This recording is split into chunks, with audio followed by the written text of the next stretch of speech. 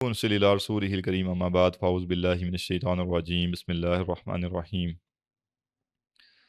قال اللہ تعالی ام حسبت ان اصحاب الکهف والرقیم كانوا من آیاتنا عجبا اذ اول الفتیۃ الى الکهف فقالوا ربنا آتنا من لدنک رحمتا وهیئ لنا من امرنا رشدا صدق اللہ العظیم رب اشرح لی صدری ویسر لی امری واحلل عقدۃ من لسانی یفقہوا قولی واجعل لی وزیرا من اہلی آمین یا رب العالمین۔ کل ہم نے دوسری آیت کا جو پہلا لفظ ہے قیمن وہاں تک پڑھا تھا۔ میں ترجمہ دہرا دیتا ہوں پچھلا تاکہ ہمیں کانٹیکسٹ ذہن میں رہے۔ اللہ تعالیٰ نے فرمایا تھا بسم اللہ الرحمن الرحیم الحمد للہ الذی کل حمد اس اللہ کے لیے جس نے انزلہ نازل کی علی عبدہ الکتاب اپنے بندے پر کتاب ولم یجعل لہ عوجا اور اس کتاب میں کوئی کجی کوئی ٹیڑھ کوئی ابہام نہیں رکھا۔ قیمن یہ کتاب بالکل سیدھی ہے، درست ہے، مستقیم ہے، بغیر کسی تضاد کے ہے، کنٹرڈکشن سے پاک ہے اور مستحکم ہے، اپنے اصولوں پر قائم رہنے والی ہے اور اس کے اصول قیامت تک قائم رہنے والے ہیں، اس میں کوئی تحریف نہیں ہوگی۔ اب اس سے آگے فرمایا لِيُنذِرَ بَأْسًا شَدِيدًا مِّن لَّدُنْهُ۔ نزول کتاب کے جو مقاصد ہیں قرآن مجید میں وہ جا بجا بیان کیے گئے ہیں۔ قرآن مجید ایسی کتاب نہیں ہے جو ایک مضمون کو ایک ہی جگہ اور اس کی ساری تفاصیل اور ساری اقسام کا ذکر کرے، بلکہ قرآن مجید کا اسلوب یہ ہے کہ قرآن مجید اپنے مضامین کو پھیلا کر تکرار کے ساتھ بیان کرتا ہے۔ کیونکہ قرآن کتاب ہدایت ہے۔ قرآن دنیا کی کسی کتاب کے ساتھ کمپیئر کی ہی نہیں جا سکتی، کیونکہ دنیا کی کوئی کتاب بھی کتاب ہدایت نہیں ہے۔ قرآن سمجھتے ہوئے ایک غلط فہمی جو لوگوں کو لاحق ہوتی ہے وہ یہ ہے کہ ہر شخص چونکہ عادی ہوتا ہے انسانی کتابوں کو پڑھنے کا، بچپن سے انسان چاہے وہ کہانیوں کی کتاب پڑھے چاہے وہ ویسی کوئی علمی کتاب پڑھے تو وہ سب کتابیں انسانوں کی لکھی ہوئی ہوتی ہیں۔ تو انسانوں کی جو لکھی ہوئی کتاب ہوتی ہے وہ کسی ایک موضوع پر ہوتی ہے، پھر اس میں پہلا چیپٹر ہوتا ہے، اس چیپٹر میں کوئی پوری بات بیان کی جاتی ہے، پھر دوسرا چیپٹر ہوتا ہے، پھر تیسرا، پھر چوتھا، اس طرح سے۔ جبکہ اللہ سبحانہ تعالیٰ نے جو قرآن نازل کیا ہے یہ کسی انسانی کتاب کے پیٹرن پر نہیں ہے، اور نہ ہی اس کا مقصود وہ ہے جو انسانی کتابوں کا ہوتا ہے۔ اب چونکہ ہم کیا کرتے ہیں، ہم غیر شعوری طور پہ انسانی کتابوں کو پڑھ پڑھ کے ہمارے بیک آف مائنڈ میں یہ ہوتا ہے کہ اسٹینڈرڈ بک وہی ہے جو کہ ہم نے پڑھی ہوئی ہے۔ اب ہم قرآن کو پڑھتے ہوئے اس کے مطابق سمجھنے کی کوشش کر رہے ہوتے ہیں جیسے کوئی اسٹینڈرڈ بک ہوتی ہے، جبکہ قرآن ایسی کتاب نہیں ہے۔ قرآن کتاب ہدایت ہے۔ قرآن نازل ہوا ہے کس کے لیے؟ ہدایت کے لیے۔ اب جب قرآن ہدایت کے لیے نازل ہوا ہے تو قرآن کیا کرے گا؟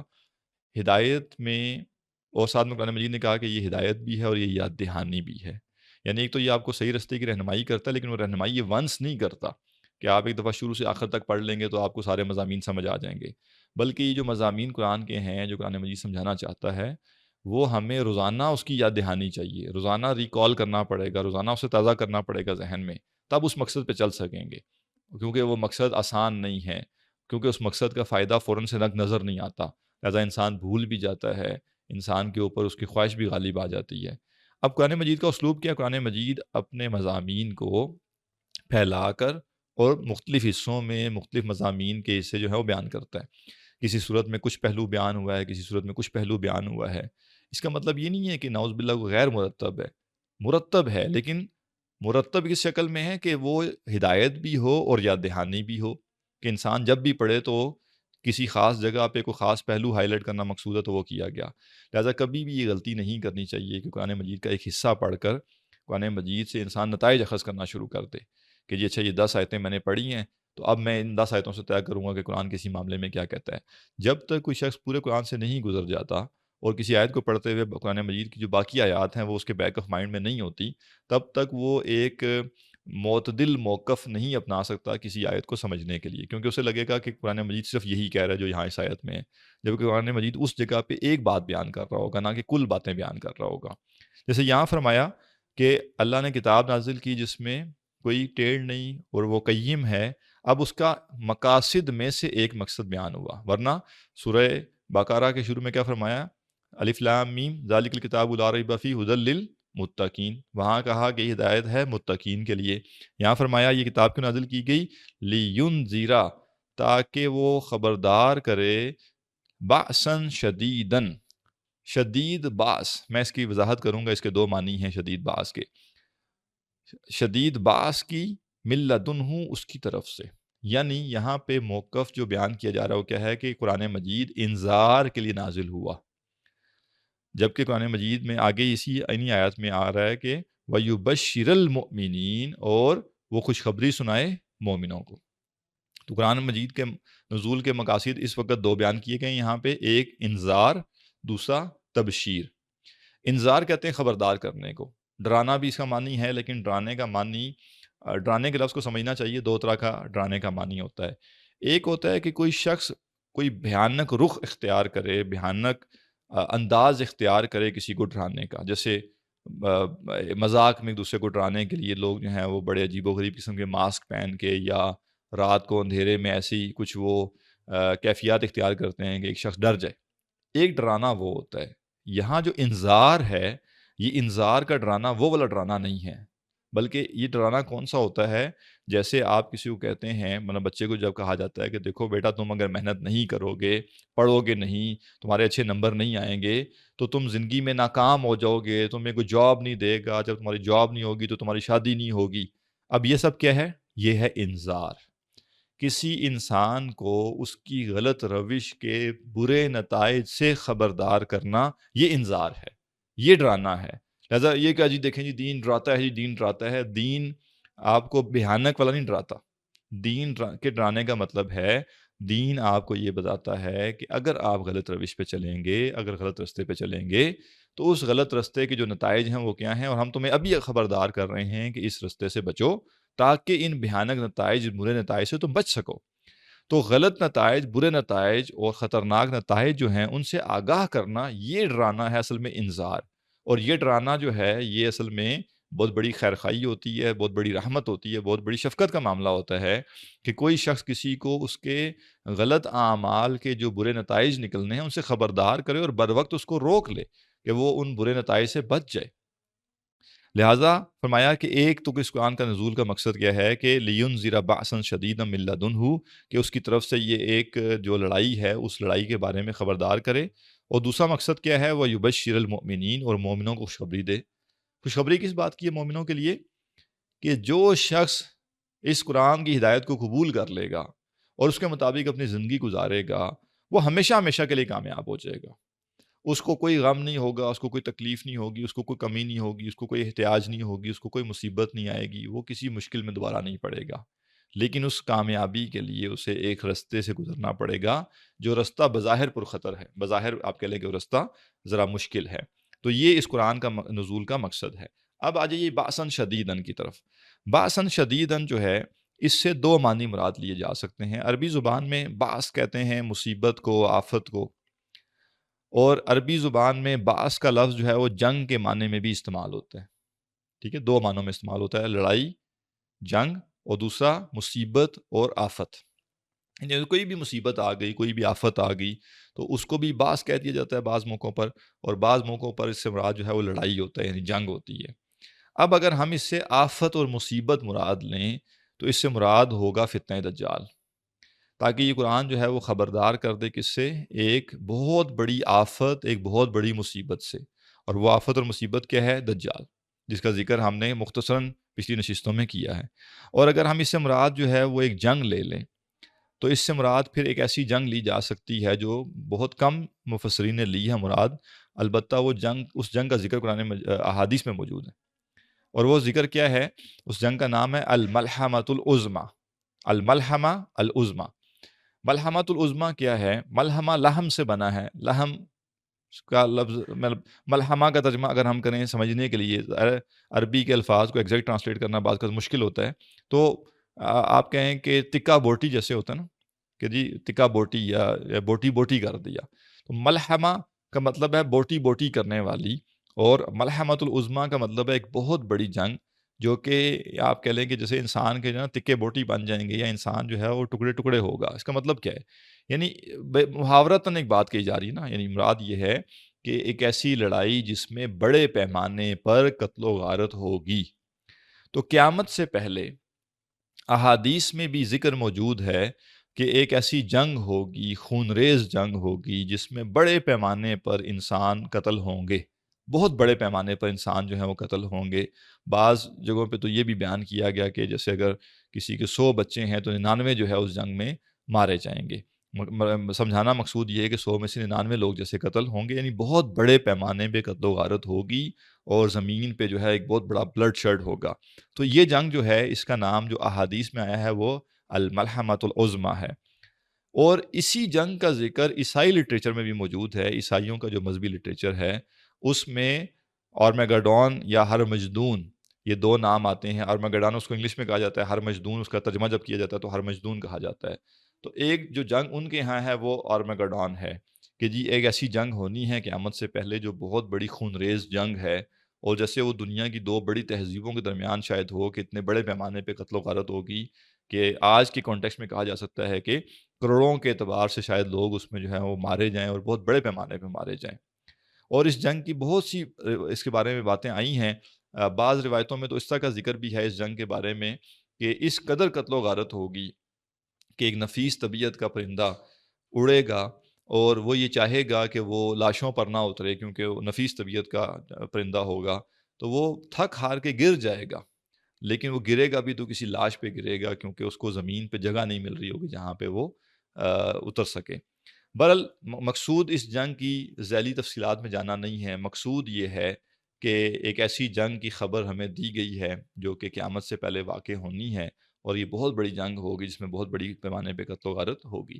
تو زیادہ تر مفسرین نے تو باسن شدیدن سے مراد جو ہے وہ بڑا فتنہ ہی مراد لیا ہے، لیکن کچھ مفسرین نے جو ہے وہ اس سے مراد آرمگڈون یا ملحمۃ العظمیٰ بھی مراد لیا ہے۔ اور اہل ایمان کے لیے کیا ہے؟ خبردار کس کو کرنا ہے؟ خبردار تو اسی کو کیا جائے گا جو کہ فتنے سے آگاہ نہیں ہے، جس کی روش ٹھیک نہیں ہے، اور جس نے روش ٹھیک کر لی، ہدایت حاصل کر لی، اس کے لیے کیا ہے؟ اس کے لیے خوشخبری ہے۔ تو مومنوں کے لیے خوشخبری ہے۔ اب یہ جو آیت ہے، آپ دیکھیے کہ ان دو آیتوں میں ایمان جو ہے اس کے 3 ارکان بیان کر دیے گئے۔ ایمان کے 3 ارکان کیا ہوتے ہیں، یا یعنی بیسیکلی مقصد کیا ہے کہ 3 چیزیں ایسی ہیں اگر وہ مکمل کر لی جائیں تو ایمان مکمل ہو جاتا ہے، یا ایمان 3 چیزوں پر ڈیپینڈنٹ ہے، یا 3 چیزوں سے مل کر بنتا ہے۔ نمبر 1 محبت، محبت کے بغیر کوئی ایمان نہیں۔ یعنی اگر کوئی شخص جو ہے وہ محبت اس میں نہیں ہے اللہ کے لیے، اور پھر وہ اللہ کو مانتا ہے، تو یہ ایمان نہیں ہے۔ تو ایمان کی پہلی شرط کیا ہے کہ اللہ سبحانہ وتعالیٰ کی ایسی معرفت، جس معرفت سے بندے کے دل میں اللہ کے لیے محبت پیدا ہو جائے۔ اور کیوں یہ شرط لازم ہے؟ کیا کبھی ایسا ہو سکتا ہے کہ آپ ایک انتہائی خوبصورت پھول دیکھیں اور وہ آپ کو پسند نہ آئے؟ کیا یہ کبھی ہو سکتا ہے کہ آپ ایک بہت اچھی عمارت دیکھیں، بہت خوبصورت عمارت دیکھیں، اور وہ آپ کو پسند نہ آئے؟ کیا یہ کبھی ہو سکتا ہے کہ آپ ایک بہت حسین منظر دیکھیں، درخت ہیں، ندی بہہ رہی ہے، یا ایک بارش کا سماں ہے، اور آپ کو وہ منظر پسند نہ آئے؟ یہ نہیں ہو سکتا۔ یعنی یہ تقریباً ناممکن بات ہے کہ انسان کی طبیعت اور مزاج اور اس کی نفسیات سے بالکل ہم آہنگ خوشنما چیز اس کو دکھائی دے، اور انسان کے دل میں کوئی اس کے لیے احساس پیدا نہ ہو۔ لہٰذا اللہ سبحانہ تعالیٰ کی ذات جو اتنی صفات کمال کی متصف ہے، صفات کمال کی مالک ہے، کہ ان صفات کمال کی مالک ہستی کو جب انسان جانتا ہے تو یہ امپاسبل ہے کہ انسان کے دل میں اس کے بارے میں محبت پیدا نہ ہو۔ یعنی آپ ایک دن بیٹھتے ہیں کسی بندے کے ساتھ 1 گھنٹے کے لیے، اور وہ بندہ آپ کو بتاتا ہے کہ جی میں ایک فلاں شخص سے ملا تھا، اور وہ اس بندے کے 10 اچھے اوصاف بیان کرتا ہے کہ اس میں یہ اچھی بات تھی، اس میں یہ اچھی بات تھی، اس میں یہ اچھی بات تھی، وہ کیا ہی اس کی بات تھی، بہت بہت ہی شریف آدمی تھا، بہت آپ کہہ لیجئے کہ خدا ترس آدمی تھا، بہت ہی محبت کرنے والا تھا، بہت ہی عاجز تھا۔ جو ہی وہ بندہ اس کی یہ 6 8 10 تعریفیں کرے گا، اس کی پرسنالٹی کا ذکر کرے گا، نہ آپ نے اس کو دیکھا ہوگا، نہ آپ اس سے ملے ہوں گے، نہ آپ اس کو جانتے ہوں گے، لیکن آپ کے دل میں اس شخص کے لیے ایک محبت کا دیا جل جائے گا۔ اور اگر ایکسیڈنٹلی ہی صحیح کہیں آپ کی اس بندے سے ملاقات مستقبل میں ہو گئی، تو کیا آپ اس مستقبل کی ملاقات میں کیا آپ اس کو اجنبی کے طور پہ ٹریٹ کریں گے کہ جی میں تو آپ سے پہلی دفعہ ملا ہوں جی؟ آپ اس کو والہانہ طریقے سے ملیں گے، اور یہ جو محبت کے ساتھ آپ اس کے ساتھ پیش آ رہے ہوں گے، یہ محبت کب پیدا ہوئی تھی؟ جب اس کی ذات کی معرفت آپ کو کسی ایسے بندے کے ذریعے حاصل ہوئی تھی جس کی بات پر آپ کو یقین تھا۔ اب اللہ سبحانہ وتعالیٰ کی معرفت ہمارے پاس آ جائے، ہم قرآن پڑھیں اور ہم کہیں کہ ہم اللہ کو اپنا رب مانتے ہیں، ہم اللہ تعالیٰ کو بِكُلِّ شَيْءٍ علیم مانتے ہیں، عَلَىٰ كُلِّ شَيْءٍ قدیر مانتے ہیں، رؤوف مانتے ہیں، رحیم مانتے ہیں، رحمان مانتے ہیں، ودود مانتے ہیں، شکور مانتے ہیں، اور پھر ہم کیا کریں؟ ہم کہیں کہ جی ہاں بس ٹھیک ہے، ہم مانتے ہیں کہ وہ خدا ہے، وہ سب ہے، ہمارے دل میں محبت نہیں ہے۔ اگر محبت نہیں ہے تو اس کا مطلب ہے کہ اللہ سبحانہ وتعالیٰ کی معرفت صحیح نہیں، ورنہ جو اللہ کو پہچانے گا جیسے اللہ نے اپنی معرفت بیان کی ہے، تو ہو نہیں سکتا کہ پھر وہ اللہ سے محبت نہ کرے، یا پھر وہ اتنا زیادہ نفس پرست آدمی ہے یا دنیا پرست ہے کہ وہ کہتا ہے کہ مجھے اس ذات سے کیا لینا دینا جو مجھے دکھائی نہیں دے رہی یا جو مجھے محسوس نہیں ہو رہی ظاہر میں، لہٰذا میں تو بس دنیا کے فائدے دیکھوں گا، میں تو دل لگاؤں گا تو دنیا کی چیزوں کے ساتھ لگاؤں گا۔ لہٰذا ایمان کا جو پہلا رکن ہے وہ کیا ہے؟ محبت۔ اور یہاں محبت کا ذکر کہاں آیا؟ اس کا آغاز ہی کیسے ہوا؟ الحمدللہ، کل حمد اللہ کے لیے۔ تو یہ الحمدللہ کا جملہ جو ہے یہ محبت سے سرشار جملہ ہے۔ انسان جب کہتا ہے کل حمد اللہ کے لیے ہے، تو یہ محبت کا ایک گویا اظہار ہے اس کا اللہ سبحانہ وتعالیٰ کی ذات کے لیے۔ پھر ایمان کا جو دوسرا رکن ہے وہ کیا ہے؟ ایمان کا دوسرا رکن ہے خوف، کہ انسان کو اللہ سبحانہ وتعالیٰ کی ذات سے محبت تو ہو، لیکن اگر اللہ سبحانہ وتعالیٰ کی وہ نافرمانی کرے گا، اس کے غضب کو دعوت دے گا، تو اس کو برے نتائج اور عذاب کا خوف بھی ہونا چاہیے، اور اگر وہ اعلیٰ درجے پہ کھڑا ہے تو اس کے دل میں اللہ سبحانہ وتعالیٰ کی نافرمانی کا خوف ہونا چاہیے کہ میں کہیں اللہ کو ناراض نہ کر دوں۔ ہم اپنے بچوں سے جب محبت کرتے ہیں نا، تو ہم یہ نہیں دیکھتے کہ جی ہاں آج کے دن میں تو میں نے ان کے لیے جو روٹی کا بندوبست کرنا تھا وہ پورا کیا ہوا ہے، اب اگر میرے بچے مجھ سے ناراض ہوتے ہیں تو اس میں میرا کیا قصور ہے؟ ہم تو بھاگے بھاگے جاتے ہیں کہ آج میں اگر دیر ہوگی نا مجھے تو میرا بچہ مجھ سے ناراض ہو جائے گا، میری بیٹی مجھ سے ناراض ہو جائے گی۔ تو کیوں کرتے ہیں؟ کیا کوئی قانونی طور پہ طے ہے اس کے ساتھ کہ آپ نے اتنے بجے گھر لازمی پہنچنا ہے؟ یا آپ کو پتہ ہوتا ہے کہ آج اگر میں نے اس کے لیے کوئی کھلونا نہ لیا، آج اگر میں نے اس کے لیے کوئی چاکلیٹ نہ لی، اگر آج اس کے لیے میں نے کوئی سنیکس نہ لیے تو وہ ناراض ہوگا، لہٰذا آپ بڑے اہتمام کر کے خود سے جا کے لیتے ہیں۔ تو یہ ابھی خوف کس چیز کا ہے؟ یہ خوف اس کے بھیانک ہونے کا نہیں ہے، یہ اس محبت کے تعلق میں آپ کہہ لیجئے کہ کمی آنے یا اس کو اس کے تقاضے پورے نہ کرنے کا ڈر ہے انسان کے اندر۔ تو جو اللہ سبحانہ تعالیٰ سے محبت کرنے والا ہے اس کے اندر جو خوف ہوگا، وہ خوف کون سا ہوگا؟ کہ میں اللہ سبحانہ تعالیٰ کو ناراض نہ کر دوں کہیں، کہیں میں اس کی محبت کے تقاضوں میں کمی کر کے کچھ ایسا نہ کر دوں کہ وہ ذات مجھ سے جو ہے وہ خفا ہو جائے۔ یہاں یہ نہیں دیکھا جاتا، محبت میں یہ نہیں دیکھا جاتا کہ جو خفا ہو رہا ہے وہ خفا صحیح بنیاد پر ہو رہا ہے یا غلط بنیاد پر ہو رہا ہے، بلکہ یہ دیکھا جاتا ہے کہ اگر محبت ہے تو اس کے خفا ہونے کی چیزوں کو اوائڈ کیا جائے، اور جس ساتھ کے ساتھ جتنی گہری محبت ہوگی اتنا زیادہ اس کی خفگی جو ہے اس کو اوائڈ کیا جائے گا کہ وہ خفا ہم سے نہ ہو۔ تو جو مومن ہوگا وہ اللہ سبحانہ تعالیٰ کی ذات کے خفا ہونے سے بھی ڈرتا ہے، اور یہ ڈر اصل میں اس کا خوف ہے، اور یہ ڈر کیا کرتا ہے؟ اس کو برائی سے بچاتا ہے، اللہ کی معصیت سے بچاتا ہے۔ اور تیسری چیز جو ہے وہ امید ہے، ایمان کا تیسرا رکن امید۔ تو کہا جاتا ہے کہ الایمان کیا ہے؟ بین الخوف والرجاء، خوف اور امید کے درمیان جو ہے وہ ایمان ہے۔ اگر امید نہیں ہے اللہ سبحانہ تعالیٰ کی ذات سے، ڈر اتنا پیدا ہو گیا ہے کہ انسان کو لگ رہا ہے کہ میں تو بچ ہی نہیں سکتا، میرے تو بچاؤ کی کوئی صورت ممکن ہی نہیں ہے، میری تو نجات ہی نہیں ہو سکتی، میں تو تباہ ہو گیا، میں تو برباد ہو گیا، اور میری تو بخشش ہونی ہی نہیں ہے۔ اگر کبھی شیطان انسان کو اس طرف لے جائے تو سمجھ جائیے کہ شیطان کا وسوسہ ہے، یہ شیطان کی واردات تھی۔ اللہ سبحانہ تعالیٰ نے بڑے واضح طور پہ بتایا ہے کہ بندہ مومن کبھی بھی اللہ سبحانہ تعالیٰ کی ذات سے مایوس نہیں ہوتا، وہ پر امید رہتا ہے۔ لیکن امید جو ہے وہ حقیقی امید ہونی چاہیے، جو وشفل تھنکنگز ہیں وہ ٹھیک نہیں ہے۔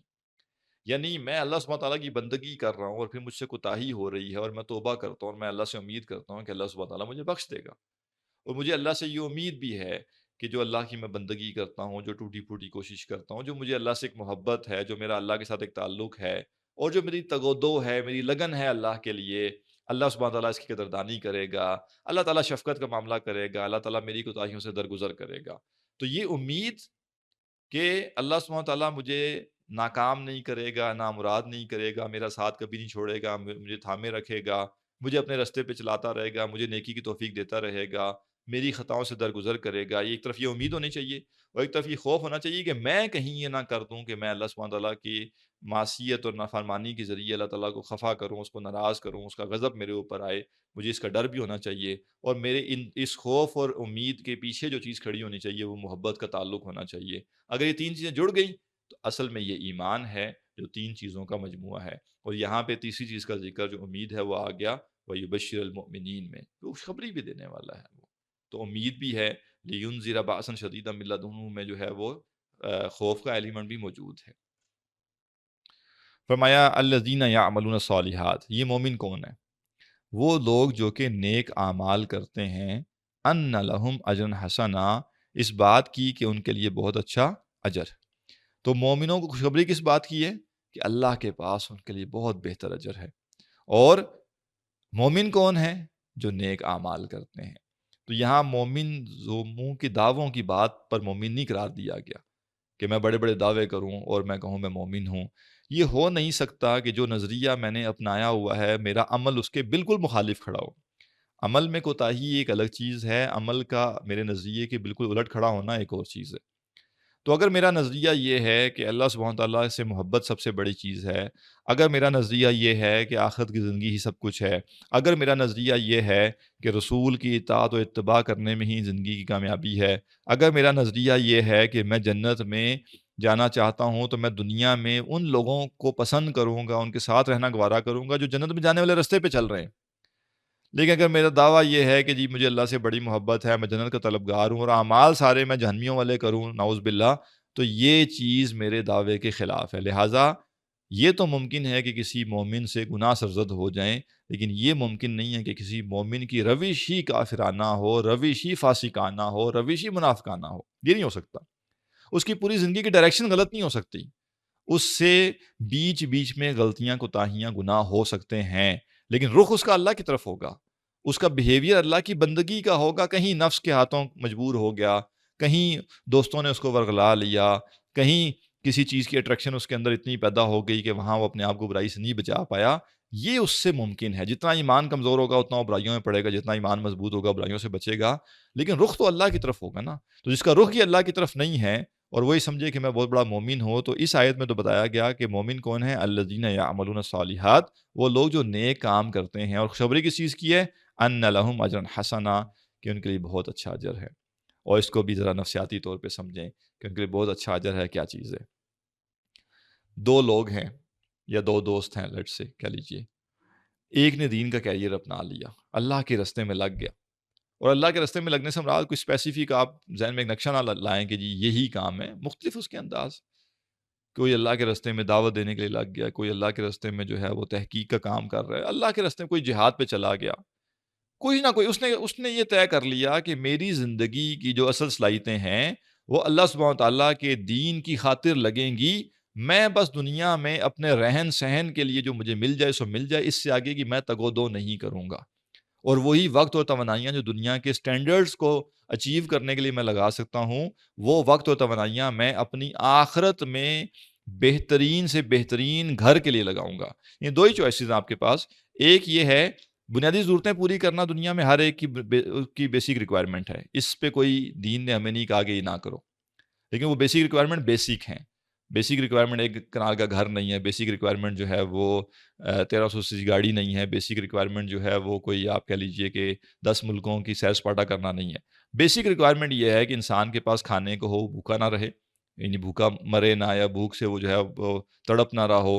بیسک ریکوائرمنٹ یہ ہے کہ انسان کے پاس کوئی چھت ہو جہاں پہ وہ موسم کی شدت سے اور جو ہے وہ اس کو پروٹیکشن مل سکے، وہ ایک کمرے کا بھی ہو سکتا ہے، وہ چھوٹا گھر بھی ہو سکتا ہے، اور اسی طرح انسان کو کچھ علاج معالجے کی بنیادی سہولتیں میسر ہوں، چاہے کوئی دھکے کھانے پڑے، چاہے لائن میں لگنا پڑے، لیکن بالآخر اس کو سہولت مل جائے۔ یہ بیسک ریکوائرمنٹس ہیں۔ یہ اگر پوری ہو جاتی ہیں تو اس کے بعد جو باقی وقت اور توانائیاں ہیں، اب انسان کے پاس دو چوائسیز ہیں۔ ایک چوائس یہ ہے کہ اس وقت اور توانائی کو وہ لگائے اور اپنے دنیا کے سٹینڈرڈ کو بڑھائے۔ دنیا میں اس کا گھر جو ہے وہ 10 مرلے کا، 1 کنال کا، 2 کنال کا ہو جائے۔ دنیا میں اس کی گاڑی جو ہے، اس کے سی سی جو ہیں اس میں اضافہ ہوتا چلا جائے۔ دنیا میں اس کے بچوں کے اسکول کی فیسیں اوپر سے اوپر چلی جائیں، دنیا میں اس کی جو سیر سپاٹے ہیں وہ ذرا مہنگے سے مہنگے ہوتے جائیں، تو اضافی جو آپ کی صلاحیتیں ہیں بیسک ضرورتیں پوری کرنے کے بعد یا تو وہ لگیں گی اسٹینڈرڈ آف لیونگ دنیا کا بڑھانے میں، اور آپشن نمبر 2 آپ کے پاس یہ ہے کہ آپ اس اضافی وقت اور توانائی کو استعمال کریں کہ اس سے میں اپنی آخرت کا گھر جہاں میں نے ہمیشہ ہمیشہ جا کے رہنا ہے، میں اس کے اسٹینڈرڈ آف لیونگ کو امپروو کروں گا۔ تو ایک شخص جو ہے وہ یہ فیصلہ کرتا ہے کہ میں اس رستے پہ چلوں گا، دوسرے رستے پہ، اور میں اپنا اضافی وقت اور توانائیاں جو ہیں وہ اللہ کے رستے میں لگاؤں گا۔ اور ایک اور شخص اس کے ساتھ، اس کا دوست ہے، اس کا کلاس فیلو ہے، اس کا کزن ہے، اس کا پڑوسی ہے، کوئی ایسا شخص جس کو اس کا بار بار واسطہ پڑتا ہے، اس نے کہا چھوڑو یہ مولویوں کی باتیں شاتیں، لگے رہتے ہیں یہ تو ایسے ہی، سارے ہی مولوی غلط ہوتے ہیں، سارے مولوی ایسے ہی، یہ مولوی پہلے اکٹھے کیوں ہوتے، پہلے یہ آپس میں تو اتفاق کر لینا پھر دیکھیں گے دین کی بات۔ وہ آپس میں اتفاق کر کے آپ کو کندھے پہ بٹھا کے جنت میں لے کے جائیں گے کیا؟ ان کا آپس کا اتفاق کا آپ کے عمل سے کیا لینا دینا؟ میں نے اپنی نماز پڑھنی ہے، مولوی اتفاق کریں گے تو میں نماز پڑھوں گا، مولوی اتفاق نہیں کریں گے میں نماز نہیں پڑھوں گا۔ یہ لیم ایکسکیوزز ہوتے ہیں، پہلے مولوی اتفاق کر لیں، مولویوں کے حساب کے اوپر آپ کا حساب کھڑا ہوا ہے، قیامت کے دن تو ہر شخص نے اپنا اپنا حساب خود جا کے دینا ہے۔ لہٰذا یہ جو لیم ایکسکیوزز ہوتے ہیں، ایک شخص اس پہ چلا گیا اور چھوڑو جی مولوی لگے رہتے ہیں ایسے ہی، فوکس کرو، یہ دنیا بھی تو بہت بڑی چیز ہے نا، یہ اللہ کی زمین ہے نا، اس کو آباد کرنا بھی تو بہت بڑا کام ہے، اور اس کے اوپر بھی اگر دیکھیں میں کوئی محنت کرتا ہوں اور میں کسی بڑے عہدے پہ پہنچتا ہوں تو میں انسانیت کی خدمت کروں گا، یہ سب ڈکوسلے ہوتے ہیں، ٹھیک ہے؟ انسانیت کی خدمت کرنے مطلب کے لیے جو ہے نا اربوں خربوں ہی کمانے ضروری ہیں۔ آج جو موقع میسر ہے وہ میں کیوں نہیں استعمال کر رہا؟ میں پہلے یہ کیوں طے کر رہا ہوں کہ میں دن دگنی رات چگنی ترقی کروں گا اور پھر انسانیت کی خدمت کروں گا؟ اور وہ کون سی انسانیت کی خدمت ہے جس میں میں نے خوب کما کما کے اس کا 80-90% حصہ اپنے اوپر لگا لیا اور تھوڑا سا حصہ میں نے لوگوں کو بھی دے دیا؟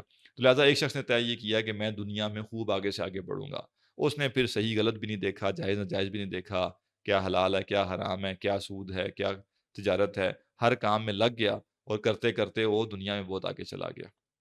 اب دو لوگ ہیں، ایک دین کے رستے پہ لگا ہے، ایک دنیا کے رستے پہ لگا ہوا ہے، اور دونوں کیا کر رہے ہیں؟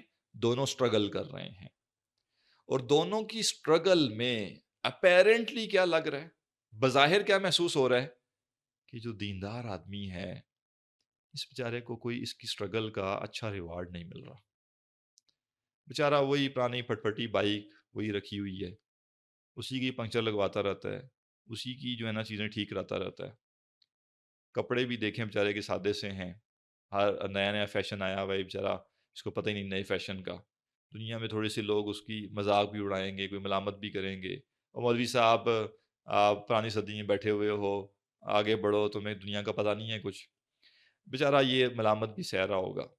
تو بظاہر دنیا دیکھ رہی ہے کہ جی اس کو اس کی محنت لگا ہوا تو ہے، صبح سے رات تک کھپتا رہتا ہے، لیکن دیکھیں ملتا کچھ نہیں ہے اس کو بیچارے کو نا، ایسے مسکینیت لوگوں کے اندر آئی ہے، مسکین بیچارہ، رحم آ رہا ہوتا ہے، وہ ہو بیچارہ اس کو کچھ ملا ہی نہیں، اور جو دوسرا آدمی ہوتا ہے وہ دنیا والا، اس کے بارے میں لوگ کہتے ہیں ماشاء اللہ ماشاء اللہ ماشاء اللہ، ھذا من فضل ربی، یہ تو اللہ کا بڑا کرم جی، اللہ کا بڑا کرم، اللہ کی بڑی نعمتیں جی، اللہ کی بڑی نعمتیں، اور ایسے سمجھا جا رہا ہوتا ہے کہ جیسے نعوذ باللہ اللہ اس سے راضی ہے، اس سے نہیں ہے، یہ جو اس کے راستے میں لگا ہوا ہے، جیسے نعوذ باللہ اللہ اس سے راضی نہیں ہے، اور یہ جو ہے یہ اس سے اللہ تعالیٰ جیسے راضی ہے، اور جیسے اس کے اوپر اللہ تعالیٰ نے کوئی نعمتیں برسا دی ہیں ساری، تو بظاہر کیا لگ رہا ہے کہ مومن جو ہے اللہ کے راستے پہ چلنے والا جو ہے اس کے عمل کا اچھا اجر نہیں مل رہا۔ یہاں کیا فرمایا؟ وَيُبَشِّرُ الْمُؤْمِنِينَ، مومنوں کو خوشخبری دیجئے، الذین یعملون الصالحات، جو نیک اعمال کرتے ہیں، ان لہم اجرا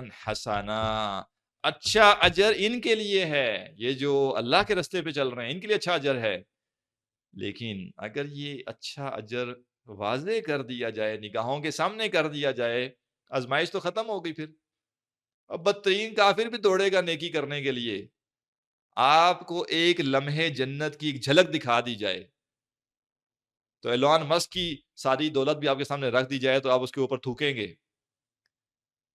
اصل اللہ نے آزمائش کر رکھی ہے، بن دیکھے ایمان لاؤ، میری کتاب سے پڑھو اور میری کتاب سے پڑھ کے اس پر ایسے یقین لاؤ جیسے تم نے اپنی آنکھوں سے دیکھا ہے، یہ تو آزمائش ہے نا، ورنہ اگر جنت کا ایک اسکرین شاٹ بھی کوئی لے کے ہمیں بھیج دیا جائے نا کہ یہ جنت ہے، انسان بھول جائے اس دنیا کو، بھول جائے اس دنیا کی ہر چیز کو، لیکن کہا نہیں، اتنی سوکھی آزمائش نہیں، جنت اتنی ہلکی چیز نہیں ہے کہ اس کو پہلے دکھایا جائے اور پھر لوگ اس کی تگودو میں لگے، نہیں اگر تم ایمان والے ہو، ہم نے رسول بھیجے ہیں، آسمانوں سے فرشتے آئے ہیں اس کتاب کو لے کر، رسولوں نے معجزات پیش کیے ہیں، اپنی زندگیاں قائم کی ہیں اس دلیل کے اوپر کہ یہ قرآن اللہ کی کتاب ہے، اس کے بعد بھی اگر تمہیں یقین نہیں ہے، نہ کرو یقین، پھر نہیں دکھائیں گے تمہیں۔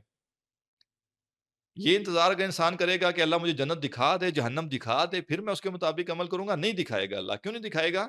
پھر پیچھے بچا کیا؟ میرا کیا کمال ہے اس میں؟ پیپر آپ کے سامنے کھول کے رکھ دیا جائے، کتابیں پیش کر دی جائیں، پھر پیپر پاس کر کے آپ نے کیا کیا؟ پیپر ایسے پاس نہیں ہوگا۔ لہٰذا وہ مومن جو بیچارہ دنیا میں ایمان کے ساتھ چلتا رہا اور بظاہر اس کو ملامت ہوتی رہی، بظاہر اس کو لوگ ٹانٹ کرتے رہے، ایسے مولوی صاحب ایسی ٹائم ضائع کر رہے ہیں آپ، مولوی صاحب کوئی ڈھنگ کا کام بھی کر لیا کرے، اور ظاہر ہے پوری ملامت کا ایک انداز ہوتا ہے نا، ہاں ملا کیا کر رہے؟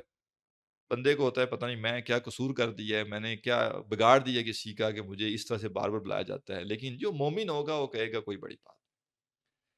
صحابہ مجھ سے بہت اعلیٰ اور برتر تھے، کوئی نسبت تناسب بھی نہیں قائم کر سکتے، لیکن ان کا بھی مذاق اڑایا گیا، ان کو بھی طعنے دیے گئے، ان کو بھی بیوقوف کہا گیا، نادان کہا گیا، کہتے رہو بھائی کوئی مسئلہ نہیں، دین کے راستے میں تو ملامت ہوگی، لیکن اس کے لیے جو چیز ہے وہ کیا ہے؟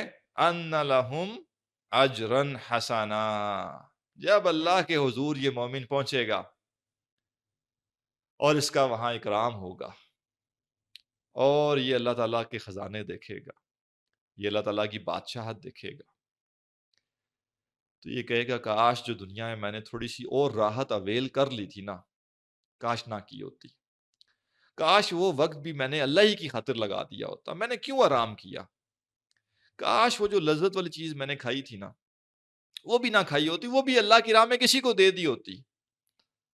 اتنا بہترین اور اتنا بیسٹ اجر جب بندہ دیکھے گا اپنی محنتوں کا صلہ کیا کہیں اس کو، فضل ہی فضل ہے وہ تو، صلہ تو تب ہونا جب کوئی نسبت تناسب قائم ہو، میرا عمل کیا اور وہ اجر کیا، لیکن ایمان اسی چیز کا نام، بن دیکھے یقین رکھنا ہے، بن دیکھے ماننا ہے اور پکا یقین رکھنا ہے کہ دنیا جہاں میں جو کچھ ہے اس کو جمع کر لو، اللہ کی بندگی کے مقابلے میں اس کی کوئی وقت نہیں ہے۔ حدیث میں آتا ہے جس شخص نے صبح فجر کی 2 رکعت سنت نماز پڑھ لی، یہ 2 رکعت سنت نماز دنیا و ما فیہا سے بہتر ہے۔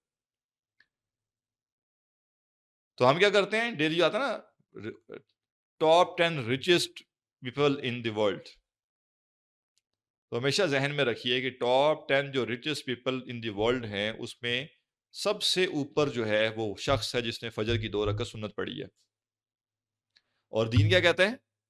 دین کہتا ہے فجر کی 2 رکعت سنت ہلکی پڑھو، مختصر پڑھو، بہت ہی مختصر، کوئی تلقین نہیں کی کوئی لمبی لمبی پڑھو، لمبی کی رات کرو، نہیں، سنتیں جو پڑھنی ہیں فجر کی 2، تلقین یہ ہے کہ بالکل ہلکی پڑھو۔ صحابہ کہتے ہیں ہمیں تو ایسا لگتا تھا جیسے اللہ کے نبی نے صرف سورہ فاتحہ ہی پڑھی ہے، آگے سورت پڑھی نہیں، اتنی مختصر، لیکن اجر کیا ہے کہ دنیا و ما فیہا میں جو کچھ ہے، ایلون مسک بہت پیچھے رہ گیا، جس نے فجر کی 2 سنتیں پڑھی وہ ایلون مسک سے بہت آگے نکل گیا اور بہت ہی زیادہ آگے نکل گیا، لیکن شرط کیا ہے؟ یقین، ایمان۔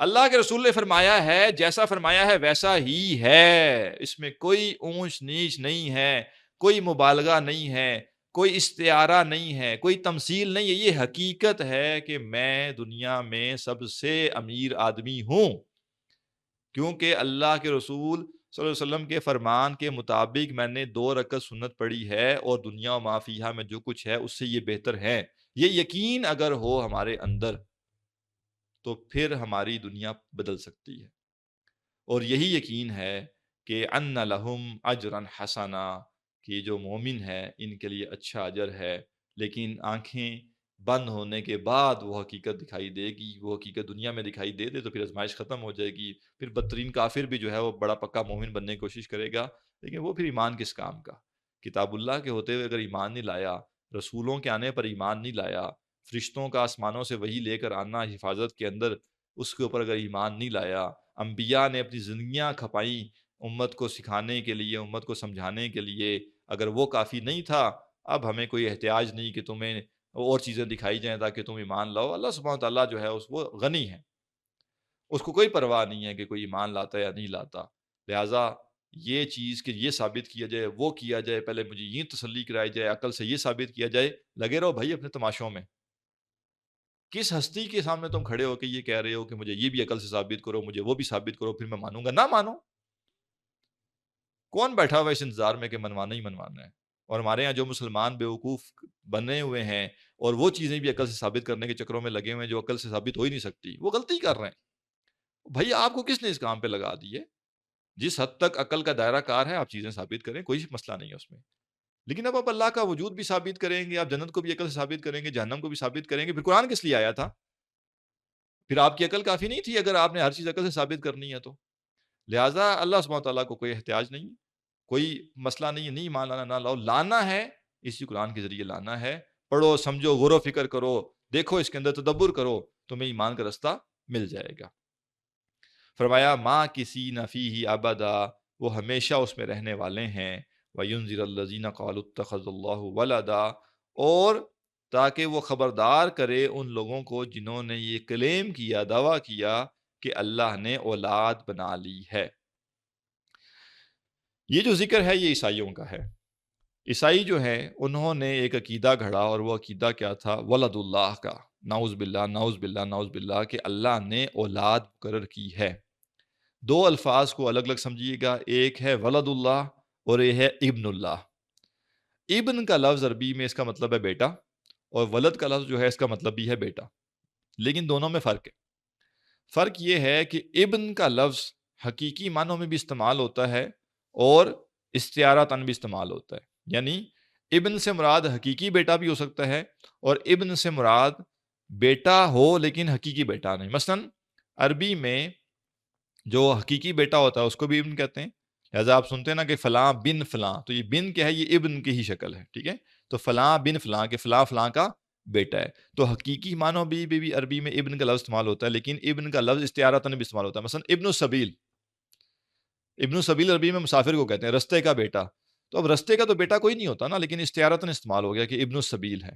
ٹھیک ہے، اور اسی طرح اور بہت سے الفاظ عربی میں استعمال ہوتے ہیں جہاں پہ ابن کا لفظ جو ہے وہ حقیقی معنوں کے بجائے استعارتاً استعمال کیا جاتا ہے.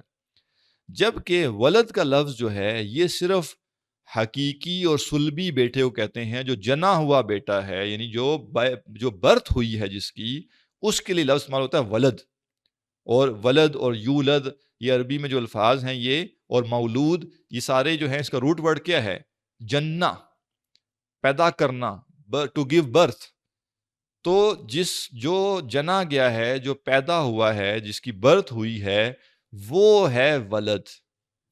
اب جو یہود ہیں، یہودیوں نے بھی عقیدہ اپنایا تھا ابن اللہ کا، لیکن یہودیوں نے جو ابن اللہ کا عقیدہ اپنایا تھا اس میں ایک پہلو یہ تھا کہ وہ یہ نہیں کہتے تھے کہ ہم اللہ سبحانہ تعالیٰ کے نعوذ باللہ کوئی سلبی بیٹے ہیں، یا نعوذ باللہ ہم خدا کے کوئی حقیقی اولاد ہیں، بلکہ وہ لاڈلے کے معنی میں کہتے تھے، یا مقرب کے معنی میں کہتے تھے، بہت قریبی کے معنی میں کہتے تھے. کہ جیسے اللہ تعالیٰ نے جتنے بھی انسان پیدا کیے وہ اپنے آپ کو مخلوق مانتے تھے، لیکن وہ ساتھ میں کیا کہتے تھے؟ نحن ابناء اللہ و احبا، ہم اللہ کے بیٹے اور اللہ کے چہیتے ہیں. یعنی جیسے اللہ کو ہم سے بہت لاڈ ہے.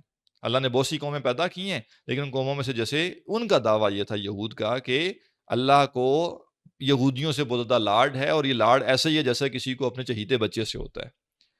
لیکن عیسائیوں کا معاملہ یہ تھا کہ عیسائیوں نے عیسیٰ علیہ السلام کو خالی ابن اللہ نہیں مانا، بلکہ عیسائیوں نے عیسیٰ علیہ السلام کو ولد اللہ بھی مانا. نعوذ باللہ، نعوذ باللہ. اور اس کا مطلب کیا ہے؟ اس کا مطلب یہ ہے کہ نعوذ باللہ وہ یہ مانتے تھے کہ عیسیٰ علیہ السلام نعوذ باللہ خدا کے حقیقی بیٹے. اب فرق کیا دونوں میں؟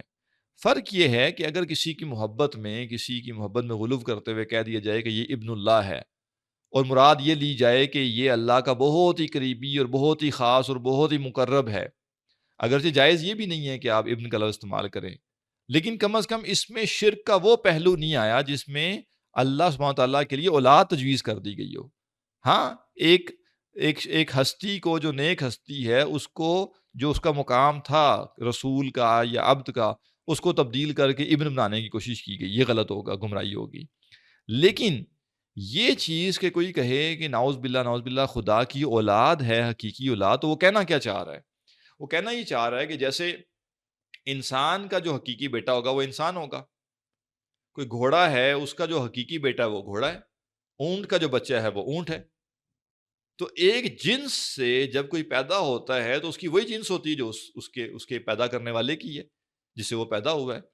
لہٰذا اگر یہ عقیدہ مانا جائے کہ نعوذ باللہ اللہ کا کوئی ولد ہے، تو وہ ولد کیا قرار پائے گا؟ وہ نعوذ باللہ وہ بھی خدا قرار پائے گا نا۔ یہ عقیدہ اصل میں عیسائیوں نے گھڑا، اور انہوں نے عیسیٰ علیہ السلام کو خالی کوئی اللہ کا چہیتا یا اللہ کا پسندیدہ یا اللہ کا قریبی قرار دینے کے لیے ابن کا لفظ استعمال نہیں کیا، بلکہ انہوں نے عیسیٰ علیہ السلام کو حقیقی بیٹا تسلیم کرتے ہوئے اور گویا یہ مانتے ہوئے کہ نعوذ باللہ عیسیٰ علیہ السلام جو ہیں وہ اللہ کی اولاد ہیں، لہٰذا نعوذ باللہ وہ خدا کے قائم مقام ہیں، یا جیسے وہ بھی خدا ہی ہیں، کیونکہ خدا کی نعوذ باللہ اگر کوئی اولاد ہے تو خدا ہی ہوگی نا، جنس تو وہی رہتی ہے۔ تو یہ بہت ہی بڑا عقیدہ تھا اور بہت ہی بڑا کفر تھا جو کہ عیسائیوں نے کیا، اور کیا کیوں، یہ بڑی اہم بات۔ باقی تفصیل بھی انشاءاللہ اس کی دیکھیں گے، لیکن عیسائیوں نے عیسیٰ علیہ السلام کو جو اللہ کا بیٹا قرار دیا، نعوذ باللہ، یہ انہوں نے محبت میں کیا ہے، اور محبت میں کیا ہے؟ غلو کیا۔ انہوں نے کہا عیسیٰ علیہ السلام تو عام انسان تھوڑے ہی ہیں، یہ تو اتنے اعلیٰ اتنے اعلیٰ اتنے اعلیٰ اتنے اعلیٰ ہیں کہ دیکھو وہ تو مٹی کے پرندہ بناتے ہیں، اس کو پھونک مارتے ہیں تو وہ پرندہ بن جاتا ہے، حقیقی پرندہ بن جاتا ہے، مردے کو جو ہے زندہ کر دیتے ہیں، کوئی شخص کیا کھا کے آیا ہے گھر سے یہ بھی بتا دیتے ہیں، اور کیا چھوڑ کے آیا ہے گھر میں یہ بھی بتا دیتے ہیں، اور کیا کیا جو جو مریض ہیں جن کا کوئی علاج ہی نہیں ہے ان کو بھی یہ ٹھیک کر دیتے ہیں۔ تو یہ سب کیا ہے؟ یہ تو پھر انسان تو نہ ہوئے نا، یہ نعوذ باللہ، یہ تو پھر خدائی باتیں ہوگی ساری۔ لہٰذا دو طرح کی گمراہیاں انسانوں کے مابین رہی ہیں۔ ایک گمراہی تو یہ رہی کہ بعض لوگوں نے نبی کے غیر معمولی اوصاف دیکھتے ہوئے، نبی کی غیر معمولی فضیلت دیکھتے ہوئے اس کو اس انسان ماننے سے انکار کر دیا کہ نہیں وہ انسان نہیں تھے، وہ کچھ اور تھے۔ اور ظاہر جب انسان نہیں تھے تو کیا تھے؟ یعنی سب سے افضل مخلوق انسان ہے، اب انسان سے اوپر مخلوق تو ہے ہی کوئی نہیں۔ اب کسی کو اگر یہ کہنا ہے کہ نہیں جی یہ انسان تو نہیں ہے لیکن بہت اعلیٰ بھی ہے، تو اب کیا کرنا پڑے گا؟ نعوذ باللہ۔ ان کو ایک ہی طریقہ سمجھ آیا کہ پھر کیا کیا جائے؟ خدا کے ساتھ جوڑ دیا جائے، کیونکہ اگر کوئی شخص یہ سمجھے کہ کسی نبی کو وہ فرشتہ ثابت کرنا چاہے تو فرشتے تو انسانوں سے افضل نہیں ہیں، لہٰذا کسی نبی کے بارے میں یہ سمجھنا کہ نہیں وہ انسان نہیں تھے وہ فرشتے تھے، تو یہ تو ان کے مقام کو گرانے والی بات ہے۔ اور اب مقام بلند کرنا ہے تو ظاہرہ بلند ہو نہیں سکتا، کیونکہ سب سے افضل جو مقام ہے وہ کیا ہے؟ رسول ہونا ہے، اور رسول کون ہوتے ہیں؟ انسانوں میں سب سے افضل ہوتے ہیں۔ لیکن یہ عیسائیوں کو لگا کہ نہیں، یہ مقام و مرتبہ کافی نہیں ہے، لہٰذا ہم کیا کرتے ہیں؟ ہم اور مقام و مرتبے کو بلند کرتے ہیں، اور انہوں نے عیسیٰ علیہ السلام کی محبت میں غلو کرتے ہوئے ان کے معجزات کی بنیاد پر، اور خاص طور پہ سب سے بڑی بات کہ جی وہ بن باپ پیدا ہوئے ہیں، تو بن باپ کیسے کوئی پیدا ہو سکتا ہے؟ لہٰذا اگر وہ بن باپ پیدا ہوئے ہیں تو پھر وہ انسان تو ہے نہیں، بلکہ وہ کیا ہے؟ نعوذ باللہ جیسے وہ خدا ہیں۔ قرآن مجید نے بڑا پیارا جواب دیا۔ قرآن مجید نے کہا کہ اگر بن باپ پیدا ہونا خدا ہے تو عیسیٰ علیہ السلام کی تو والدہ تو تھی، والد نہیں تھے نا، موجزانہ پیدائش جو تھی اس میں صرف والد کی کمی تھی۔ حضرت آدم کے تو نہ والد تھے نہ والدہ، تو اگر تم اپنے نظریے پہ کھرے ہو، کھوٹے نہیں ہو اور سچے ہو تمہارا جو نظریہ ہے، تو پھر تمہیں عیسیٰ علیہ السلام سے زیادہ بڑا خدا کس کو ماننا چاہیے؟ نعوذ باللہ آدم علیہ السلام کو۔ تو آدم علیہ السلام کو تو تم خدا نہیں مانتے، جبکہ نہ ان کے والد تھے اور نہ والدہ، لیکن وہ جو دنیا میں تمہارے سامنے جو ہے ایک بچے کی صورت میں پیدا ہوئے ہیں، ایک عورت کے بطن سے پیدا ہوئے ہیں، تم اس کو تسلیم کرتے ہو، تم اس کو خدا مانتے ہو۔ لہذا قرآن مجید نے ان کے اس نظریے کے بالکل آپ کہہ لیں دھجیاں بکھیر کے رکھ دیں، اور کہا کہ یہ بات بالکل تمہاری عقل میں آنے والی نہیں ہے، اور نہ تم اپنی بات میں خود کھرے ہو، کیونکہ اگر تمہاری یہی بنیاد ہوتی تو پھر حضرت آدم کو بھی تم خدا قرار دیتے، جو کہ تم نے قرار نہیں دیا۔ تو اصل میں کیا ہے؟ محبت میں غلو۔ تو ایک طبقے نے رسول کی محبت میں غلو کرتے ہوئے اس کو انسان ماننے سے انکار کر دیا، اور انسان سے اوپر جب کیا تو پھر پیچھے کیا بچتا ہے؟ خدا۔ اور کچھ لوگوں نے کیا کیا کہ یہ کہا کہ چونکہ یہ انسان ہیں لہٰذا ہم رسول نہیں مانتے۔ تو مشرکین مکہ کیا کرتے تھے؟ مشرکین مکہ کہتے تھے کہ چونکہ یہ ہماری طرح کھاتے پیتے ہیں، بازاروں میں چلتے پھرتے ہیں، بات چیت کرتے ہیں، شادی بیاہ کرتے ہیں، ان کی بھی رشتہ داریاں ہیں، چونکہ یہ ہماری طرح کے انسان ہیں لہٰذا ہم ان کو یہ رسول مانتا ہی نہیں۔ تو ایک طبقہ وہ ہے جو رسول مانتا ہے تو انسان نہیں مانتا، اور ایک طبقہ وہ ہے جو انسان مانتا ہے تو رسول نہیں مانتا۔ یہ دونوں ہی گمراہ ہیں، اور جو متوازن طبقہ ہے وہ کون ہے؟ جو کہتا ہے کہ نو کے اعتبار سے تو وہ انسان ہے، تبھی تو انسانوں کی رہنمائی کے لیے آئے ہیں، تبھی تو انسانوں کے لیے اسوہ ہیں، لیکن مقام و مرتبے کے لحاظ سے ان کا نبی کا غیر نبی کے ساتھ کوئی ریشو پروپورشن ہی نہیں ہے۔ یہ کہنا ممکن ہی نہیں ہے کہ ایک غیر نبی، یا یہ کہنا ممکن ہی نہیں ہے کہ حضرت ابو بکر صدیق رضی اللہ تعالیٰ عنہ نبی اکرم صلی اللہ علیہ وسلم سے 10,000 ارب گنا کم ہیں درجے میں، یہ کہنا ممکن ہی نہیں۔ کوئی ریشو پروپورشن آپ قائم ہی نہیں کر سکتے کہ آپ کہیں کہ غیر نبی جو سب سے افضل ہیں اور ان کا کسی نبی کے ساتھ جو ہے وہ جو درجہ ہے اس کا کیا فرق ہے۔ لیکن اتنی بڑی فضیلت کے باوجود بھی کیٹاگری کے لحاظ سے دونوں انسان ہی، انبیاء بھی انسان ہیں اور جو ان کے متبعین ہیں، جو ان کے صحابہ ہیں یا جو باقی امت ہے وہ بھی انسان ہیں، لیکن انسان ہونے کا مطلب برابری نہیں ہے۔ انسان ہونے کا مطلب ہے کہ نو ایک ہے، البتہ افضلیت میں نبی اور غیر نبی کے درمیان کوئی ریشو پروپورشن قائم کرنا ممکن نہیں ہے۔ تو کل انشاءاللہ یہ جو ولد اللہ کا نظریہ ہے یہ کیسے پیدا ہوا اور اس کے کیا بھیانک نتائج نکل سکتے ہیں اور یہ کتنی سخت بات ہے، قرآن مجید اس کے بارے میں کیا رد عمل دیتا ہے، انشاءاللہ یہاں سے کل آگے بات شروع کریں گے۔ سوال جو ہیں وہ آپ کر سکتے ہیں۔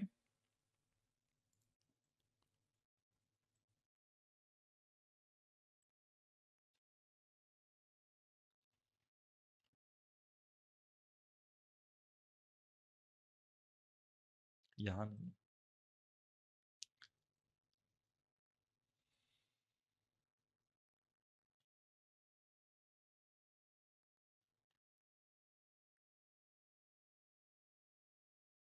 جی کوئی سوال ہے تو؟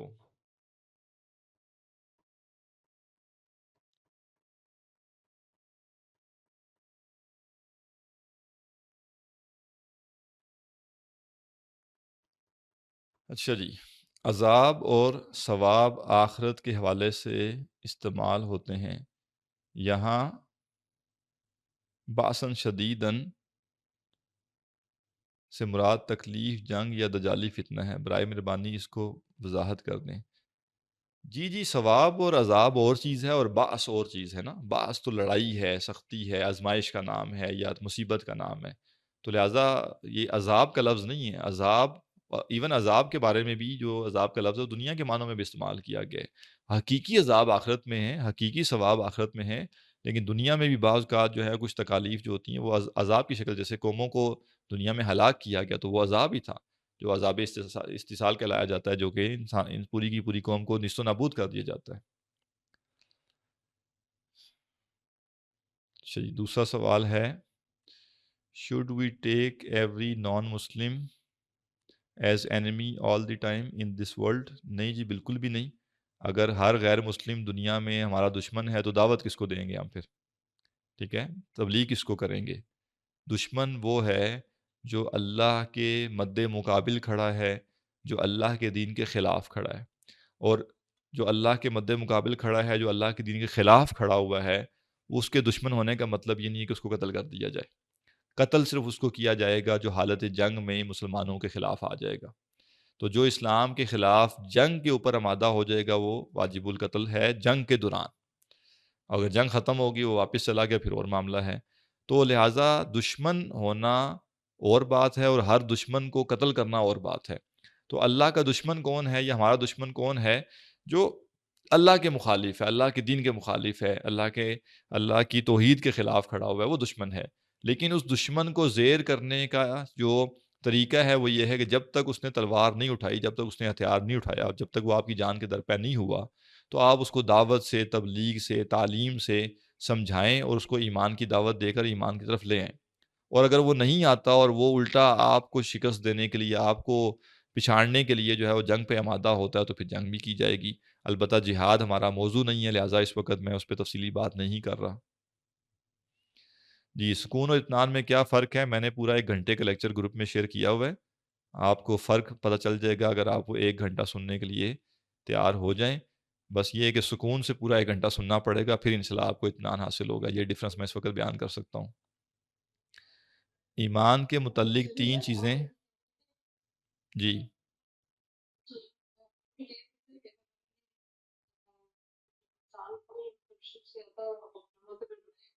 جی جی گناہوں سے پاک ہونا کسی کے معتبر ہونے کی علامت نہیں ہے.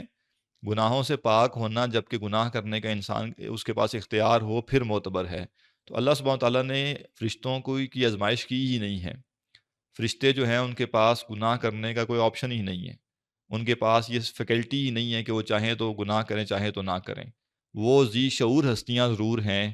وہ آپ کہہ لیجئے کہ ول رکھنے والی ہستیاں موجود ہیں، بالکل اس میں کوئی شک نہیں ہے. لیکن فرشتوں کو گناہ سے روکا ہی نہیں گیا، کیونکہ فرشتہ گناہ کر ہی نہیں سکتا. تو ایک وہ ہستی جو اس لیے گناہ نہیں کر سکتی کہ اس لیے اس نے گناہ نہیں کیے کہ وہ کر ہی نہیں سکتی، تو اس بنیاد پہ وہ افضل نہیں ہو سکتی. بلکہ جو گناہ کر سکتا تھا اور پھر اس نے نہیں کیا، اصل میں افضل وہ ہے. تو انسان تمام مخلوقات سے افضل ہے، ایون جنوں سے بھی افضل ہے. ٹھیک ہے، اور اللہ سبحانہ تعالیٰ نے اس کو یہ فضیلت دی ہے. ایمان کے متعلق 3 چیزیں بتائی تھی آپ نے، اس میں سے سیکنڈ ریپیٹ کر دیں. اچھا، پہلی چیز جو ہے وہ محبت ہے، دوسری چیز خوف ہے، اور تیسری چیز جو ہے وہ امید ہے. یہود و نصارہ کے نظریات کیا اس لیے بھی بنے تھے ابن اللہ یا ولد اللہ کا؟ یہود کی فرمائشیں پوری کی گئی اور نصارہ نے حضرت عیسیٰ کو مردہ کو زندہ کرتے ہوئے دیکھا.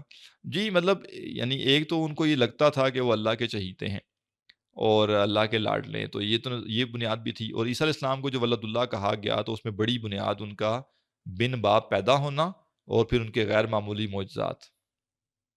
وہ شخص جو صرف بیسک دین کا نالج لیتا ہے، اس پر دین کے حوالے سے کتنی ذمہ داری عائد ہوتی ہے؟ اگر وہ بیسک نالج لے لے گا تو اس کو یہ سوال پوچھنے کی ضرورت نہیں رہے گی، کیونکہ اس نالج کے اندر اس کی ذمہ داری کا ذکر ہوگا.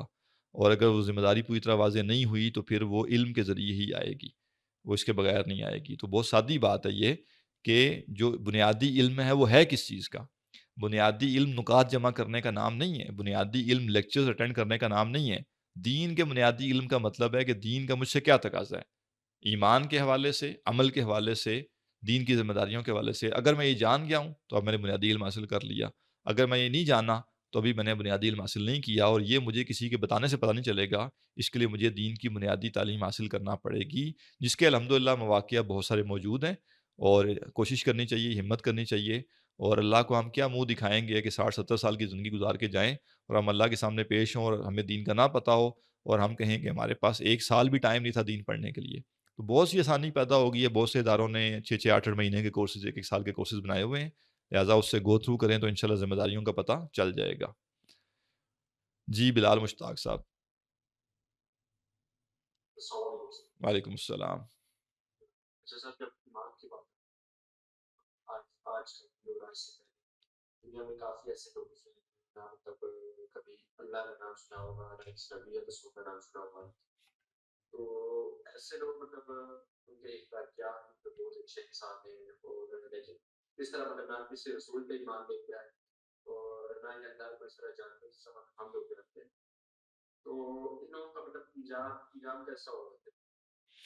پہلی بات تو یہ ہے کہ کسی اور کا انجام کیسا ہوگا یہ میرا مسئلہ نہیں ہے، نہ یہ آپ کا مسئلہ ہے. یہ اس کا مسئلہ ہے اور اللہ کا معاملہ ہے. ٹھیک ہے. دوسری بات آپ نے کہی کہ یعنی ہمیں ٹینشن لینی ہے اپنے انجام کی، دوسروں کی نہیں. بالفرض سب کو اللہ تعالیٰ جنت میں ڈال دیتا ہے، مجھے کیا فرق پڑتا ہے؟ اور بالفرض سب کو اللہ تعالیٰ جہنم میں ڈال دیتا ہے، مجھے کیا فرق پڑتا ہے؟ مجھے فرق پڑتا ہے کہ میرے ساتھ کیا ہوا. اگر جن تک دین کی بات نہیں پہنچی تھی ان تک دین کی بات پہنچانا میری ذمہ داری تھی اور میں نے نہیں پہنچائی تو میں پھنس گیا. اور اگر ان تک دین کی ذمہ داری پہنچانا تھی میں نے اور میں نے پہنچا دی تو میں کامیاب ہو گیا. لہٰذا یہ بہت کامن سوال ہے، اور لیکن یہ بالکل ارریلیونٹ اور امپریکٹیکل سوال ہے کہ جی وہ افریقہ کے جنگلوں میں جو لوگ رہ رہے ہیں ان کی آخرت کا کیا بنے گا. کہیں قرآن و سنت میں اللہ تعالیٰ نے ہمیں یہ کہا ہے کہ تم یہ ٹینشن لو کہ کون کون سے انسان ہیں ان کی آخرت میں کیا ہوگا ان کا. ہمیں یہ نہیں کہا. ہمیں یہ کہا کہ جس شخص کی آخرت ناکام ہو سکتی ہے ہدایت نہ ہونے کی وجہ سے، تم جس تک ہدایت پہنچا سکتے ہو اس تک ہدایت پہنچاؤ. اور بالآخر تم سے سوال یہ ہوگا کہ تم نے خود عمل کیا یا نہیں کیا، اپنے آپ کو جہنم کی آگ سے بچایا کہ نہیں بچایا، اپنی فیملی کو جہنم کی آگ سے بچایا یا نہیں بچایا، اور جس تک دعوت پہنچا سکتے تھے اس تک دعوت پہنچائی یا نہیں پہنچائی. تم نے اگر پہنچا دی، اب ان کو ملی تھی نہیں ملی تھی، حق واضح ہوا تھا نہیں ہوا تھا، یہ ان کا اور اللہ کا معاملہ ہے. اگر ان کے سامنے حق نہیں واضح ہوا اور وہ دنیا میں گمراہ اس لیے تھے کہ ان کے سامنے حق واضح نہیں تھا، تو وہ اللہ سے اپنا مقدمہ لڑ لیں گے. اللہ نے ہمیں یہ بتا دیا کہ اللہ تعالیٰ کامل عدل کرنے والا ہے. تو قیامت کے دن ایسا شخص کوئی بھی نہیں ہوگا جو یہ کہے گا کہ اے اللہ میں تو اس لیے بندگی نہیں کر سکا تیری کہ مجھ تک ہدایت پہنچی نہیں تھی، پہنچتی تو میں کرتا۔ تو وہ جانے اور اللہ کا معاملہ جانے، لیکن ہمارا کنسرن کیا ہے کہ ہم تو نہیں کہیں بیچ میں رگڑے میں آ رہے۔ اگر ہم نے ان تک دین پہنچانا تھا تو، اور ہم نے نہیں پہنچایا تو پھر ہم پھنسیں گے۔ دوسری بات آپ نے کہی کہ جن لوگوں تک دین تو نہیں پہنچا لیکن ان کے اخلاق بہت اچھے ہیں، یہ بھی اس جدید تہذیب کا بہت بڑا دجل ہے، بہت بڑا فراڈ ہے کہ جس نے ہمیں یہ بتایا ہے کہ اخلاق کیا ہوتے ہیں۔ معذرت کے ساتھ میں کسی دن اس پہ بات کروں گا اگر موقع ہوا، قطعاً ایمان کے بغیر اعلیٰ اخلاق نہیں ہوتے۔ ہمارے ساتھ دھوکہ یہ کیا گیا ہے کہ اخلاق کو 6-8 باتوں تک محدود کر دیا گیا، اور وہ 6-8 باتیں وہی ہیں جو مغربی تہذیب میں پائی جاتی ہیں، اور ہمیں بتایا گیا کہ یہ تمہارے، یہ دیکھو یہ دنیا میں اخلاقیات کے چیمپئن ہیں۔ میں ایک سادی سی مثال عرض کرتا ہوں، سب لوگ اس پہ غور کریں۔ آپ کے محلے میں ایک شخص رہتا ہو جو کہ سچا ہو، وقت کا پابند ہو، کسی کا مال چوری نہ کرتا ہو، ٹھیک ہے، اور کوئی یہ جو 3-4-5-6 باتیں گنوائی جاتی ہیں، لائن میں لگتا ہے اور وقت کی پابندی کرتا ہے اور ڈیوٹی ٹائم پہ دیتا ہے، لیکن وہ زانی اور شرابی ہو، کیا آپ کہیں گے وہ اخلاق والا ہے؟ کیا جواب ہے آپ کا؟ اگر آپ کے محلے میں رہنے والا زانی اور شرابی شخص، اگر وہ وقت کی پابندی کرتا ہے، اگر وہ سچ بولتا ہے، اگر وہ کسی کے مال میں گڑبڑ نہیں کرتا، کیا آپ اسے اس کے بارے میں یہ کہیں گے کہ یہ بہت اخلاق والا شخص ہے؟ نہیں کہیں گے نا۔ لیکن ہم ہی مغربی تہذیب کے وہ لوگ جو ہم جنس پرست ہیں، مغربی تہذیب کے وہ لوگ جو شراب کے عادی ہیں، مغربی تہذیب کے وہ لوگ جن میں حیا نام کی چیز نہیں ہے، اور ہمیں ہمارے نبی نے کہا ہے کہ جب تم حیا نہ کرو تو جو چاہے کرو، ہم ہی اس تہذیب کے لوگوں کے بارے میں یہ دعویٰ کرتے ہیں۔ قیامت کے روز بڑی سخت پکڑ ہونی ہے اس پر ہماری، کہ تم جس نبی کو مانتے تھے اس نے تو کہا تھا کہ جب تم حیا نہ کرو تو جو چاہے کرو، اور دنیا کی کیا انسانیت کی بے حیا ترین قوم کے بارے میں ہر مسلمان اگر اپنی زبان سے یہ کہے گا کہ وہ بڑے اخلاق والے ہیں، یہ ابھی فلسطین کے جو کچھ ہوا اس کے بعد بھی ہم ان کو اخلاق والا سمجھتے ہیں۔ ابھی جو ٹرمپ صدر بنا ہے یہ اوپر سے تو نہیں گرا نا، اس کو عوام نے ووٹ دیے ہیں، اور وہاں پہ جمہوری نظام ہے، وہ یہ دعویٰ کرتے ہیں کہ یہ جو ہمارا صدر ہے یہ ہمارا نمائندہ ہے۔ تو اخلاقیات والے یہ لوگ ہیں جنہوں نے ٹرمپ کو ووٹ دیا، اور ٹرمپ نے کیا کیا ہے؟ صدر بننے کے بعد کیا کہا ہے کہ میں فلسطین کو خالی کراؤں گا، میں غزہ کو خالی کراؤں گا، اور میں یہ کروں گا، میں وہ کروں گا۔ تم چاچے لگتے ہو اس کے؟ یہ انسانیت ہے؟ یہ اخلاقیات ہوتی ہے کہ آپ ایک پورے ملک کو جس کے 50,000 لوگوں نے اپنی زمین کی حفاظت کے لیے جانیں قربان کر دی، بچوں کو شہید کر دیا گیا، عورتوں کو شہید کر دیا گیا، ایک بغیرت ترین شخص جو ہے دنیا کا حکمران بنا ہوا کھڑا ہے، اور وہ کیا کہہ رہا ہے کہ میں تمہیں تمہارے علاقوں سے نکال کے دوسرے علاقوں میں شفٹ کروں گا، تمہیں اچھے اچھے گھر بنا کے دے دوں گا۔ اور ہم اس تہذیب اور اس قوم کے بارے میں یہ گواہی دیتے ہوئے نہیں تھکتے کہ وہ اخلاقیات میں بڑے اعلیٰ مقام پہ فائز ہیں۔ نہیں، ایسا نہیں۔ اور دین ہمیں یہ بتاتا ہے کہ اخلاق کا ایمان کے بغیر کوئی تصور نہیں۔ ان سے زیادہ اچھے اخلاق جو تھے نا وہ مشرکین مکہ کے تھے، تو کیوں فتح مکہ ہوا؟ پھر کیوں ان کو دعوت دی گئی کہ اب بھی ایمان لاؤ؟ پھر کہا جاتا نا بس ٹھیک ہے بھائی، یہ مہمان نوازی کرتے ہیں، بڑے فیاض ہیں، بڑی سخاوت کرتے ہیں، وعدے کے پکے ہیں، جھوٹ نہیں بولتے یہ۔ تو یورپین سے زیادہ جو ہیں اور امریکن سے زیادہ جو ہے وہ مشرکین مکہ جو ہیں وہ زیادہ کھرے تھے، لیکن شرک کرتے تھے۔ قرآن مجید نے کہا یہ جانوروں سے بھی بدتر ہیں، یہ جس کو مقصد حیات ہی نہیں پتا، جس کو پاکی ناپاکی کا نہیں پتا، جس کو حیا کا نہیں پتا، جس کو ستر کا نہیں پتا، جہاں پہ ماں باپ کی عزت نہیں ہے، جہاں پہ رشتے ناطے نہیں ہیں، جہاں پہ شراب عام ہے، جہاں انسان جانور بن چکا ہوا ہے، ہم اس قوم کے بارے میں اس کے اخلاق کے اوپر جو ہے وہ بڑے مطمئن ہیں۔ معذرت کے ساتھ یہ نہ سمجھیے گا میں سختی سے بات کر رہا ہوں، یہ مسئلہ زیادہ سنگین ہے، مسئلہ بہت سنگین ہے، اور ہمیں سمجھنا پڑے گا کہ ہمارے ساتھ واردات ہو کیا رہی ہے۔ یہ مغرب کی چالاکی ہے، کامیابی ہے، غلبہ ہے اس کا، کہ وہ معیار بھی ہمیں وہی دیتا ہے، سٹینڈرڈز بھی ہمیں وہی دیتا ہے پرکھنے کے لیے، ڈیفینیشنز بھی وہی دیتا ہے ہمیں، کامیابی کیا ہے، ناکامی کیا ہے، اور کون خوش ہے، کون غمگین ہے، ٹھیک ہے نا، اور کون جو ہے وہ آپ کہہ لیجئے کہ اخلاق والا اور کون اخلاق والا نہیں ہے۔ دیکھیں نا کتنی بڑی مغرب کی کامیابی ہے کہ ہم پڑھا لکھا کس کو کہتے ہیں؟ دنیاوی پڑھے لکھے کو۔ ٹھیک ہے نا، یہ مغرب کی کامیابی ہے۔ مغرب نے اپنا ایک علم ایجاد کیا، اس علم کو دنیا میں عام کیا اور طے کر دیا کہ بڑے سے بڑا پڑھا لکھا آدمی جو ہے وہ وہی ہوگا جو یہ پڑھا ہوا ہے۔ ہمارے ہاں دین پڑھا ہوا آدمی بھی کہتے ہیں میں پڑھا ہوا نہیں ہونا جی، کیا کروں، آپ پڑھے لکھے ہیں، معاذ اللہ۔ ہم دین کے علم کو، اپنی تہذیب کے علم کو، اخلاقیات کو، اپنے رسم و رواج کو، اپنی ویلیوز کو علم سمجھتے ہی نہیں ہیں، علم ڈگری کو سمجھتے ہیں، کیونکہ مغرب نے ہمیں ڈکٹیٹ کیا ہے یہ بڑے طریقے سے۔ تو ہمیں برل یہ نظر پیدا کرنی ہے کہ ہم اگر مسلمان ہیں تو کیا ہمارا ہر نظریہ اسلام سے آیا ہوا ہے یا مغرب نے ہمیں نظریہ دیا اور ہم نے اس کو ایز اٹ از قبول کر لیا ہے۔ وقت کافی زیادہ ہو گیا ہے میرا خیال ہے، چلیں جی میرے خیال میں سوال مکمل ہو گئے ہیں، آج اسی پہ اکتفا کرتے ہیں۔ سبحانک اللہم و بحمدک، نشہد ان لا الہ الا انت، نستغفرک و نتوب الیک۔